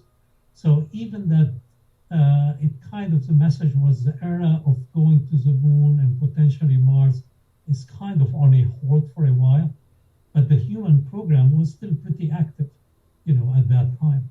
So, and for me, that was not it was fascinating, but really I got sold more into the robotic, program, which is what JPL was doing, both for Earth observation as well as for astronomy and planetary exploration. And that was the era of the early era where telescopes were being put in space for astronomy, purpose. They were small telescopes in that early days. So I saw a lot of fascination and excitement and doing things in robotic, the robotic activity. But I kept in touch with the human program in the sense that it was kind of inspirational to some extent. Astronaut, at that time everybody was fascinated by astronaut, and the era that the shuttle is going to become if you want, thinking like an airplane. You just go to Kennedy and you get on the shuttle, put your equipment, you fly. It turned out a little bit different, downstream. But at that time, that's kind of what was the thinking of what was happening, in the human program. Charles, I asked you about your sense of the Cold War as a 10-year-old thinking about Sputnik. What about when you arrived at JPL? What was your sense of how JPL fit into the larger space race as the Cold War with the Soviets was continuing? Yeah. I mean, there were two things happening. One is the Cold War, like what you said, and the other one was the Vietnam era. When I was a student at Caltech, that was the tail end, of the Vietnam activity. Now, Caltech was not a place like Berkeley, right, with all the protests, but it clearly was on the mind of people. I mean, that was a factor going on here. And there were a few strikes. I mean, not strikes, but kind of talks, and the student, kind of, debating that thing. And one of the things I remember, the big event at Caltech, at that time, and that was the hippie period and all of that kind of period, is a couple of students streaking naked across the campus. So that was the biggest event which was happening on the campus, out of the conventional thing. But there was a lot of talk because there was a draft and many of these things happening here. And then at JPL in the late 60s, most of the 70s, there was the Cold War, situation. And yes, there was, we have to remember, if we go on the history of JPL, JPL was very much involved in rocketry, strategic missiles in the 40s and the 50s time frame. So there used to be a lot of military activity at JPL. That's what the foundation of JPL. And then before it kind of transitioned to be a NASA center in 1969 or 1970 timeframe. So there was that history of military thing and helping the country in the Cold War, and particularly in the competition about who will get first. There was the lunar one was settled by the time I went to JPL that the U.S. got there first. But there was a sense of competition about, who would be going to Venus, Mars exploration. The Russians were very active in both, particularly the Mars exploration and the Venus exploration. So there was a little sense of competition, going on. But there was also a sense of some collaboration. I mean, interesting, despite the Cold War and the tension between the two countries, in the scientific world, there was a sense of collaboration or encouraging collaboration, because scientists were a good channel of communication, without being too visible. Matter of fact, we even during the Soviet time, as I moved up in the organization, we had a number of collaboration on Venus missions. The Russian had a balloon mission, but at JPL, did the communication for them. As I moved higher, I did a couple of trips to Russia during the tail end of the Cold War, for potential collaboration. And then when the Soviet Union collapsed, a fair number of Russian scientists, because of the connection we had during the Cold War, ended coming to JPL, immigrating and coming, to JPL to work at JPL. So yes, there was a competition, but also sense that in the science community, a collaboration. There were a lot of very smart Russian people, or that there is a sense of doing collaboration. And later, I found out because when I was a director at JPL, I served on a committee that the Secretary of Energy put together to go and visit all the national lab, the DOE national lab. And I was put on it because they were very similar to JPL, where we are a FFRDC for Federally Funded Research and Development Center, and most of the DOE lab were similar to the JPL model run by University of California and other universities.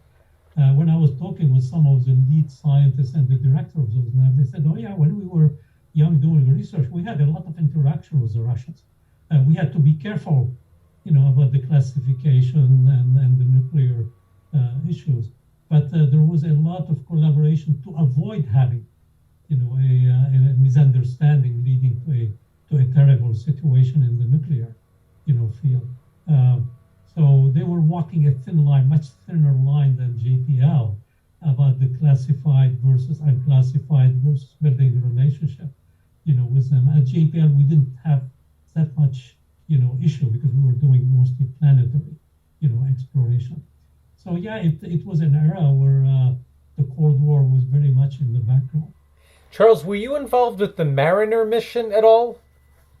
Yeah, on some of them. In fact, my first, involvement in it was more as an engineer. So I was a younger engineer at that time, and I remember on one of the Mariners, they were planning to develop, a certain kind of antenna. It was a mission to Mars, and the project manager was John Cassani.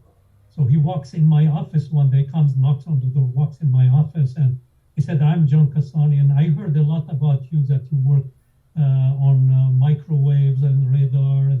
We have this antenna and we have some issues on it. Do you mind coming to a couple of reviews, on the Mariner antenna?"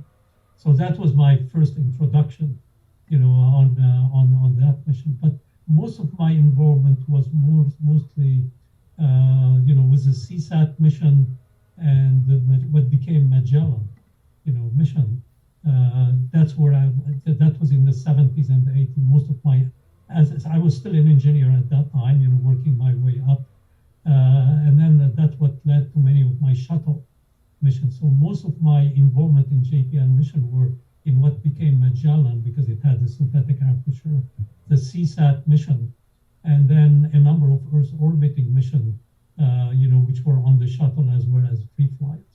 So that was mostly in the 70s and the early 80s, activity. So that's a whole chapter story of my career, at JPL. But I dabbled a little bit in the communication aspect, of the Mariners missions.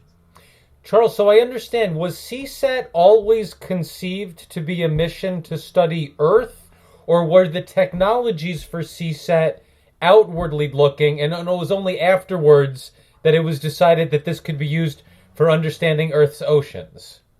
That's a very interesting question, because you hit right on it.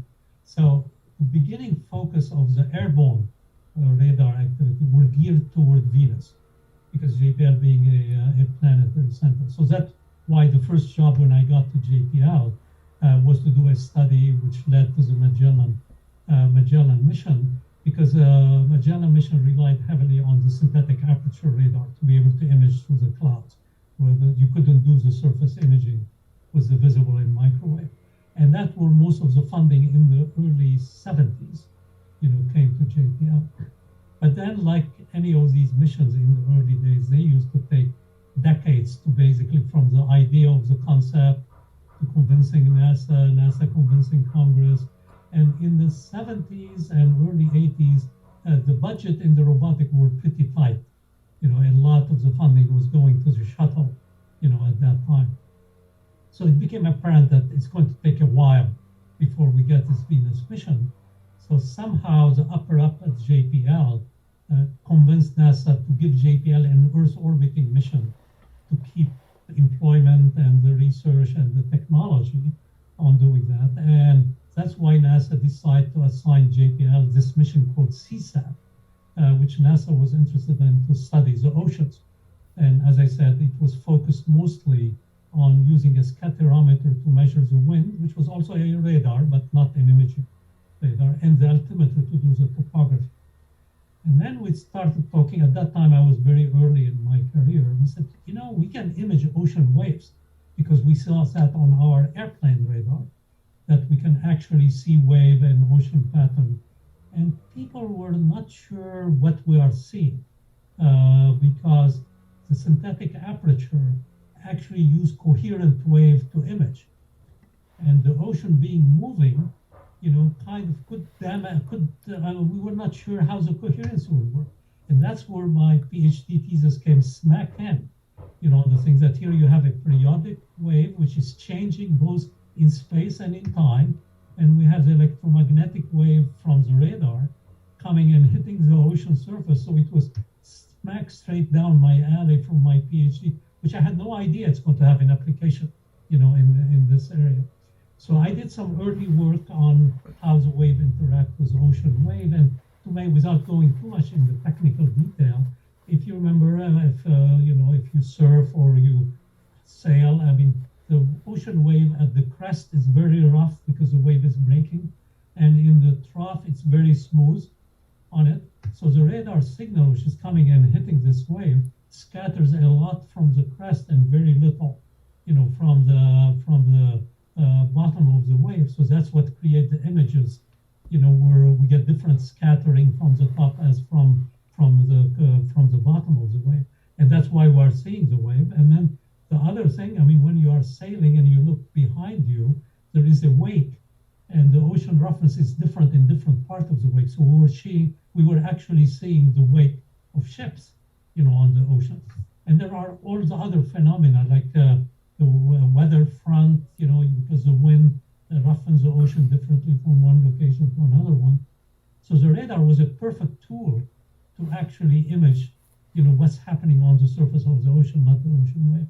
So we went through a campaign of convincing, oceanographers that this radar could be of great value if we can add it to the payload, on CSAT. And I remember many of the leading oceanographers were very skeptical. They said, now, all what we need is a bunch of ships and we can go and make all of these measurements in situ. And we kept explaining, but you need global coverage. That's what the satellite, would do. Fortunately, there was one oceanographer from Johns Hopkins, his name was John Appel, who got sold on the idea, of doing that. So and he was very respected. So he helped us convince NASA of adding a synthetic aperture.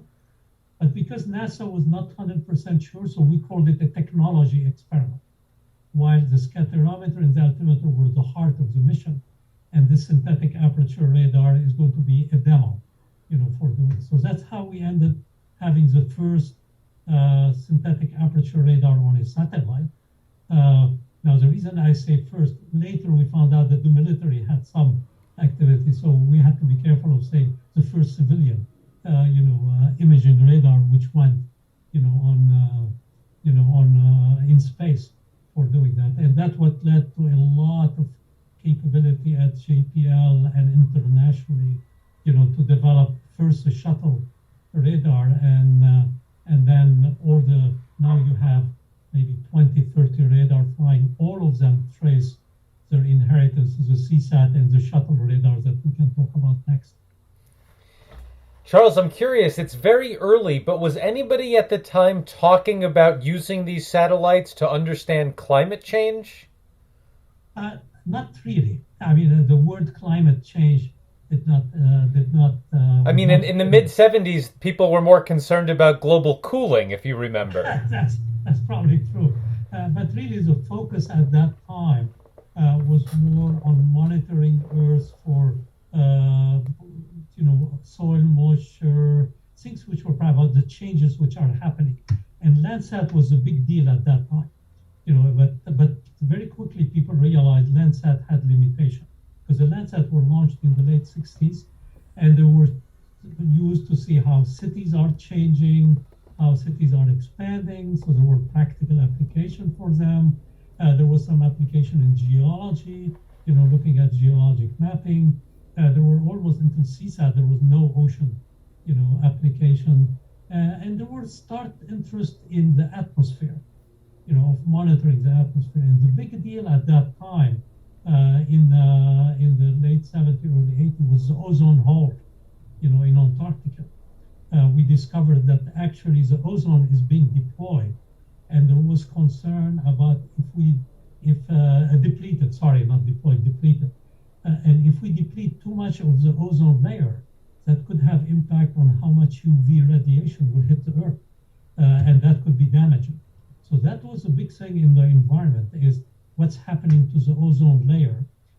And then there was a beginning of concern about the carbon dioxide, and about the heating of the planet. But it accelerated after that. So now the concern is much bigger, climate change, the impact on the climate. But I think in the 70s and 80s, except for very esoteric researchers, the concern was not at all as big as now, except for the ozone, issue. That was a big deal, and that was something that JPL got involved, in it. And again, we can talk about it later.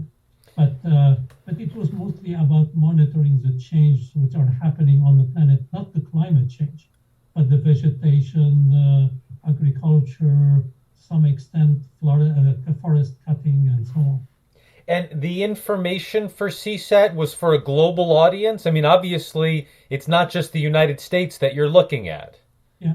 No, we had a number of scientists from outside the U.S. who were involved in that mission, not in the technical part, but in the data part, particularly being the first satellite.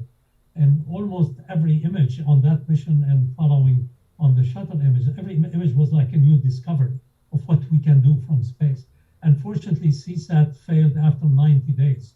The solar, there was some kind of a motor, the junction between the solar panel and the power system must have arced at that time. So it only lasted 90 days. So it was very limited amount of data, but it gave us enough of a flavor, like the appetizer, at a nice French restaurant, that then you are actually anxious for the meal, doing that. So it really triggered a lot of interest in it. And even before we launched it, that's what led to the series of missions that I was the principal investigator on the space shuttle on that. But it was enough of an appetizer that it built a lot of interest internationally. Charles, were there national security implications with CSAT, spying, being able to look at military installations, that kind of thing? That was interesting. Yes, there was some concern, particularly over the ocean, because we could see ships very well. You see very bright return because they are metallic structure, so they reflect the radar very strongly. So you could be able to monitor ships and see ships, all over the place, and seeing ship wakes, also. So there was a lot of interest in seeing any wake, on the ocean from any object on the surface or just below the surface. So yeah, there was nervousness, and there was a lot of briefing which we had to do about the capability of the satellite. So yes, there was a little bit of concern, but fortunately, the resolution that we had at that time, so like about 25 meters, it was not the kind of thing as good as what the military were interested in. They really were interested more in the couple of meters, kind of thing. So they didn't stop us. And there were rumors, but we know that it was not true, that maybe CSAT was failed on purpose. Somebody made it fail, somehow. But it turned out that that was not the case. But the rumor were because of that thing, that you can image day and night. It doesn't matter if it's cloudy or not. You can image ships in the ocean. So yeah, there were few kind of rumbling about the capability of spaceborne synthetic aperture radar at that time. What in your mind were the major technological innovations that allowed CSAT to be so successful? Well, it was the beginning of electronic technology and building high-powered transmitters in relatively lightweight. In those days, it was relative. I mean, today we do far better. Still, that instrument weighed many tons, but that was a huge step in that direction. So it was the advances in solar panels, so to be able to generate a fair amount of energy, and the advances in efficient microwave transmitters, so you can transmit a lot of power, through that radar, and the development of relatively accurate structures. Because for radar, you need a fairly big antennas. If I remember, the CSAT antenna was about 2 meters by 10 meters. So that's a pretty big structure. And we needed to fold it and deploy it. So it's all that advances in technology and lighter weight. I mean, today is ridiculous. It looks like a truck. But in those days, it was very lightweight, relatively speaking. And the advances in microwave technology and very early stage of electronics. Tell me about the short circuit that ended CSAT. Yeah, and again, we because we never had a direct measurement, but what we believe happened is there was some kind of a whiskers, because the solar panels had to rotate, to be able to track the sun. So there was a junction between the fixed spacecraft and the cables coming from the rotating antennas. And there were kind of metal brushes, if you want to think, which kind of communicate the electricity coming from them. So we think that there was an arcing which had happened because it was a very sudden, loss of, of power, for the whole satellite, unfortunately, not only for the instrument, but the whole satellite was relying on it. The best we could tell is that most likely that's the only thing which was moving and therefore could lead to a short. There was never confirmation 100% that that's what happened because the whole satellite went black in a sense, or went dead in that sense. But as I said, there was enough discoveries made by that satellite, enough technology development, which have led then to the shuttle radar and then led to the future. So it was an iconic mission. And that happened in late 78. And to be clear, CSAT was going strong. There was no plan for it to end anytime soon when the short circuit happened. That's right. It was planned for 3 years with the expectation it would live for many, many years beyond that. So given that, was there any consideration for just launching another one and fixing the short circuit issue?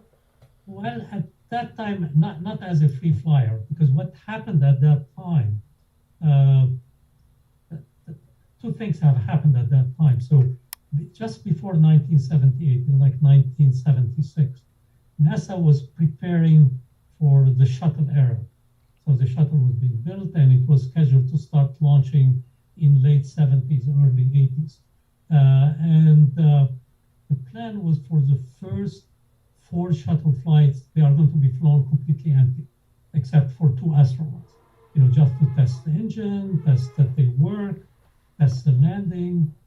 And then around 76, somebody came with the idea at NASA, why sending them empty? Why don't we put some hardware that we can develop quickly, high risk, and so on? And if it doesn't work, it doesn't work, but it would be a shame to send them empty. So NASA issued a call for what we call call of opportunity for the second shuttle flight. The first one, they decided it's going to be completely empty. But the second one, to put scientific instruments in it. So at that time, when it was issued, I was like 28 years old, and I was involved in CSAT, and I knew there was going to be a fair amount of leftover hardware from CSAT, because at JPL, we tend to build an engineering model and also build a flight model. So I said, well, maybe let's put a proposal and say that, we will use the leftover hardware from CSAT and upgrade it a little bit. So I formed a team, mostly my age, and we submitted a proposal, and we said our chances are very low that we get accepted. And guess what? We were selected. So I remember getting that letter from the NASA administrator say, congratulations, you have been selected for the first shuttle flight to put a radar in it, and blah, blah, blah, and your proposal is accepted. So here we sat down. I remember I said, oh gosh, now we are going to be on the first shuttle flight. Look at, and as I said, we were all a bunch of 20 years old. There were a couple of people who were more experienced, than us, because almost everybody was working on CSAT. So we started working, on planning for the shuttle experiment, and we were effectively